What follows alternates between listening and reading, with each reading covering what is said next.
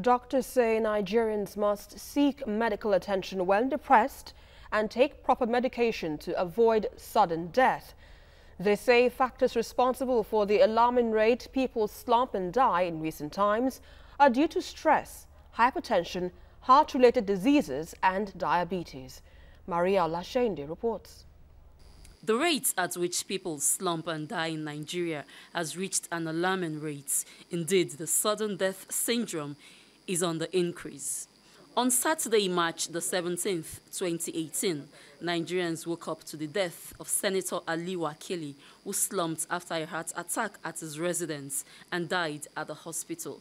Deji Tinubu, a cabinet member in the Lagos State Executive, also slumped while playing five-a-side match on the field and died in the hospital. Touched by these recent losses, TVC News decided to speak with Dr. Ebuta on factors that determine why people slump and die. He says many of the cases recorded can be traced to heart-related issues. Your heart is an electrical motor. It generates small pulses of electricity that makes it to contract. So now that pulse of electricity has to follow a pattern.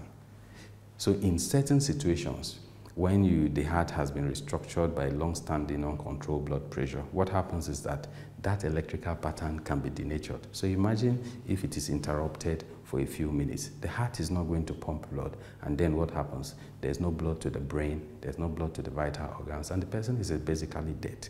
It is a fact many Nigerians agree with. They point out that Nigerians only go for checkup when they are sick or feel they are coming down with symptoms they cannot explain.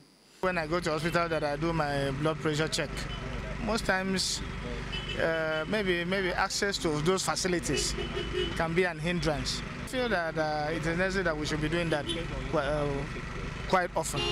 I need a regular checkup of my BP because I'm not getting younger. I'm in my 50s, so I think I need to do that regularly. It's not just because I don't want to check it. Yeah, I think it's just a nonchalant attitude among Nigerians.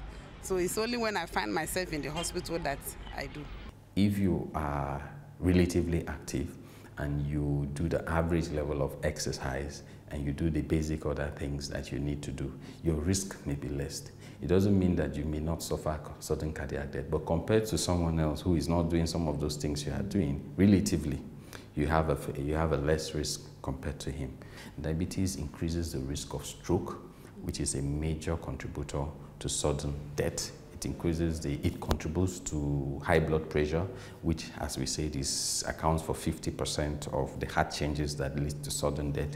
As Nigerians go about their normal businesses, they're encouraged to watch their diets, lifestyles, as well as understand their family medical history and respond accordingly. Maria Olashende, TVC News, Abuja.